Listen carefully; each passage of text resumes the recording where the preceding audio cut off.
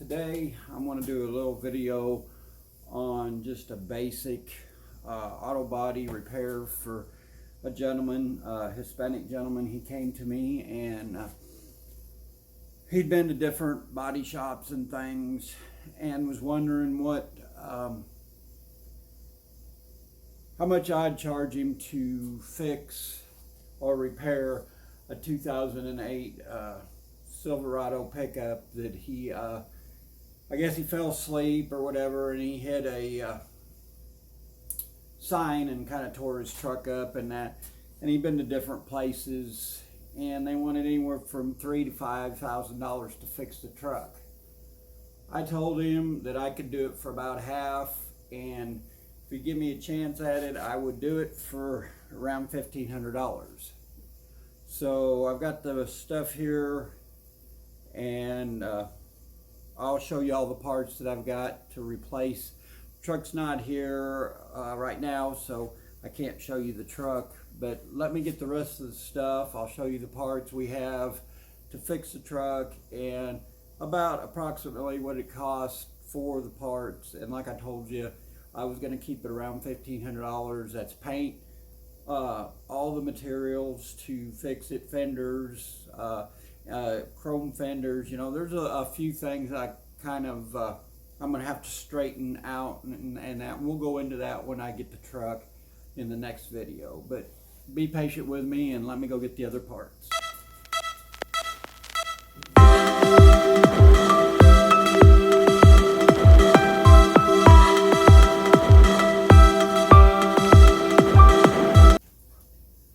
Okay guys, just to kind of brief you and keep you up.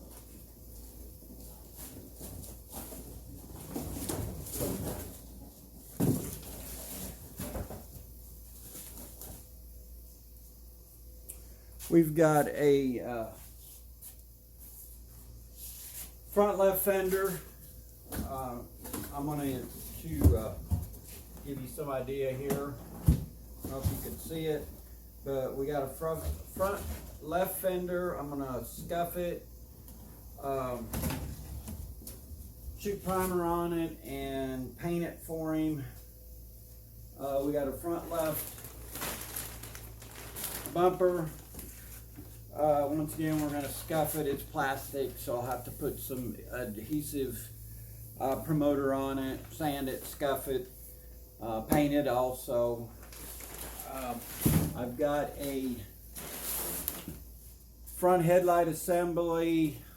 Roughly the parts was close to, I think, $800. I got a lot of my stuff. I deal with LKQ here in they're actually in Town, but it's part of Springdale. And also I've got, and you'll have to bear with me, I'm out of breath here, guys. This old man isn't carrying this stuff anymore. This front piece was damaged, and you'll see, and I'm gonna have the next video I do will be the truck here at the house. He can't afford to pay somebody to drive the car while I'm fixing it, so I told him I'd paint the parts.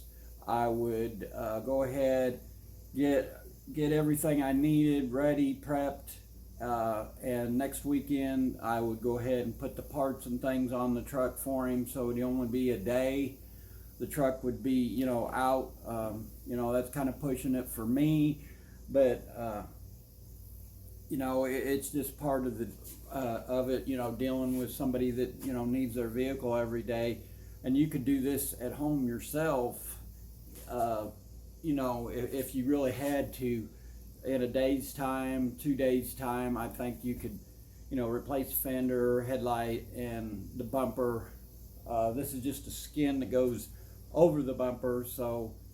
You know, it's not a big deal. I'm going to have to fix the bumper brackets, kind of straighten them out. Like I said, he only had about $1,500 to repair, so I told him I'd do it for that and just try to help him out. So, yeah. Let me set up this other stuff, kind of explain to you what I'm doing.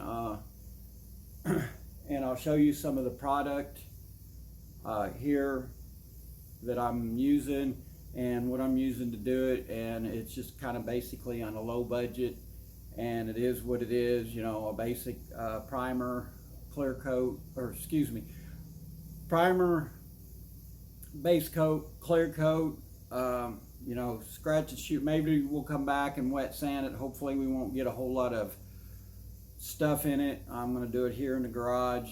I got my paint booth back here, so I'll probably spray it in the paint booth, and yeah, we'll just go from there.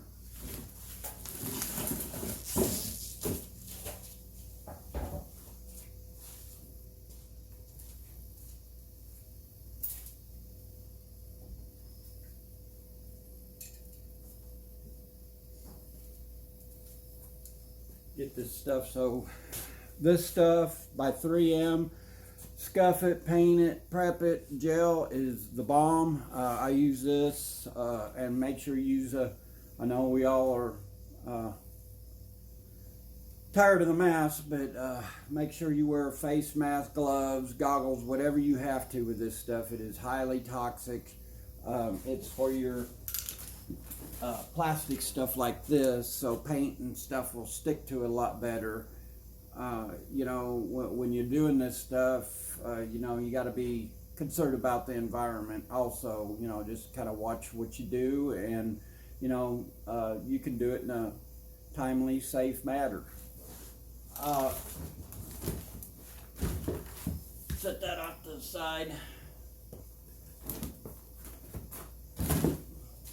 This is what I use. This 2-in-1 gray primer. They have it in gray, white. You can get it in different colors.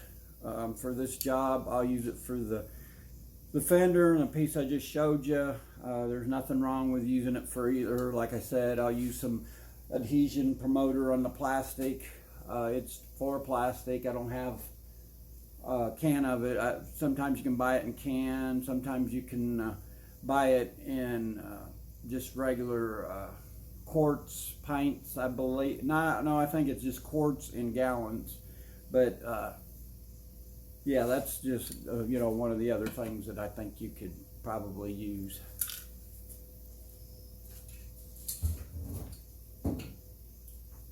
Nason black. This is just a basic black base coat. I like the Nason because it's inexpensive. I think I paid $60 or $65 for this. If I'd bought anything else, it had been up there. You're going to find paints and things like that are fairly high right now. It's just the nature of the beast, you know, doing this stuff. That's why I told him a lot of his money was going to be in paint supplies and reducers and things like that. Another thing I like to do is use these Scotch-Brite pads, especially on something like this. A lot of guys, this is the medium ones. The gray ones right now, they're real fine. They're hard to find right now. I guess 3M's just, you know, they're not being able to produce enough of them. So I bought the medium ones, and this is a 3M product. They're medium Scotch-Brite. I'll use it, and I'll show you here in a little bit. I want to try to keep this video a little short, but I'm going to scuff up the plastic. First, I'm going to wash it with that other stuff I showed you. I'll wash it real good and prime it, paint it, and clear it. The fender, same way. I'll scuff it up with one of these. You know, get what I can, prime it, and you know, that's basically all there is to that. Okay guys, I got the fender set up on my sawhorse here, and this is one of the monster sawhorses down below. I don't know if you can see it. They're very handy. I've got several of them, but anyway, I like to take the Scotch-Brite pad, and I do all the stuff, inner fender, outer fender, you know, the bottom, anything and everything that, you know, you could possibly scuff up, scratch, you know, and just make sure you get the whole thing. You know, a lot of times, a lot of people will miss some.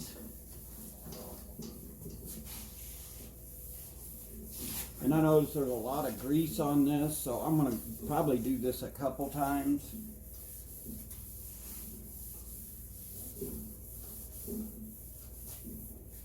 And I'm going to go get one of the gray ones and show you how well the gray ones use versus this one here.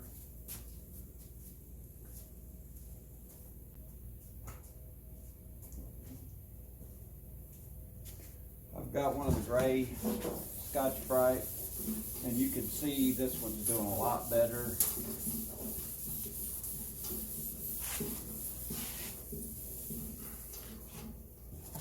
Get some of these boxes out of the way.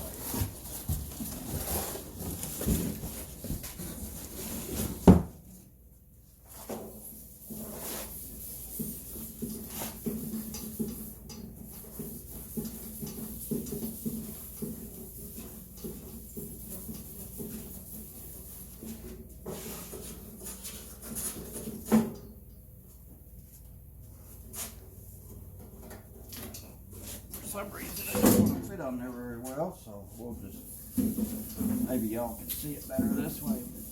This is why I like the gray ones a lot better.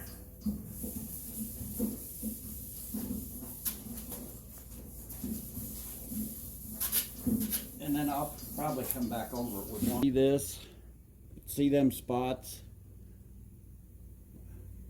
All that, if you don't get that, them fingerprints, grease from my hands, I probably should have a pair of rubber gloves on.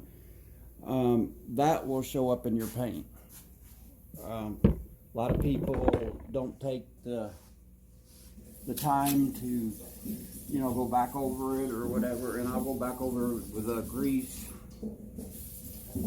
remover and, you know, just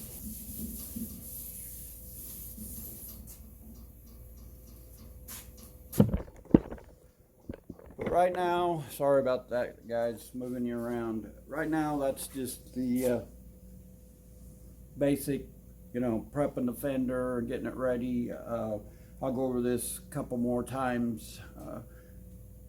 Stay tuned to more of the video here. I'm gonna cut it off right now, and I'll come back when I get ready to primer it and show you. Okay guys, back. I went ahead and painted this stuff. It's just, I wanted to get it done today rather than show you guys the process and everything. It's just been one of them days. I got a lot to get done here. So let me take you off of here and just kind of show you the paint job itself. Hey guys. I just wanted to mention to you too, I missed a step, and sometimes you always don't have to use an adhesion promoter.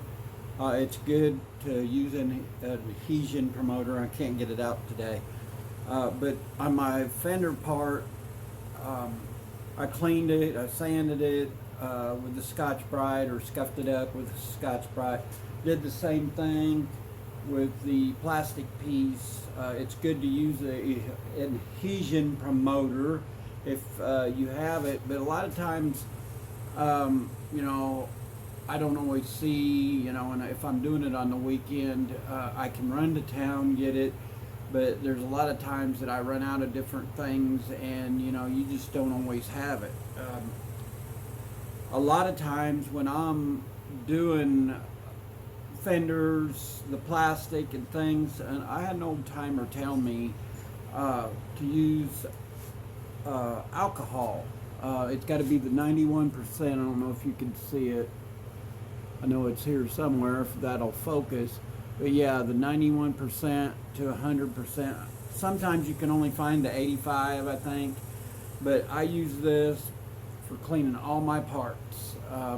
I've used other things in the past, and it's expensive, you know, and it don't always do the job. And sometimes it creates a problem. The alcohol, you got to let it sit, like on the plastic and stuff. I let it sit a little longer because it, you know, likes to soak in, and it don't always, you know, help the deal along. Yeah, stay tuned to the next videos. This is going to be a series of videos I do, probably on the 2008 pickup that I'm helping a gentleman out with, and then I'm going to do a few videos on some stuff I'm going to do with my Challenger. I want to update it and things, get it ready for maybe next year's shows. We didn't do a lot of shows this year, but the ones we did, we've taken trophies home both times. Got best interior last show I went to. That kind of made me feel pretty good, but it made me decide that I want to do a little bit more on the interior.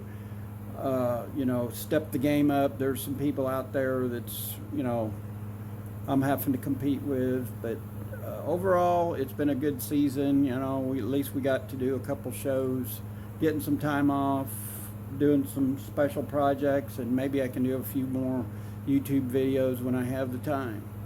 Like, share, comment, subscribe, and we will see you in the next video.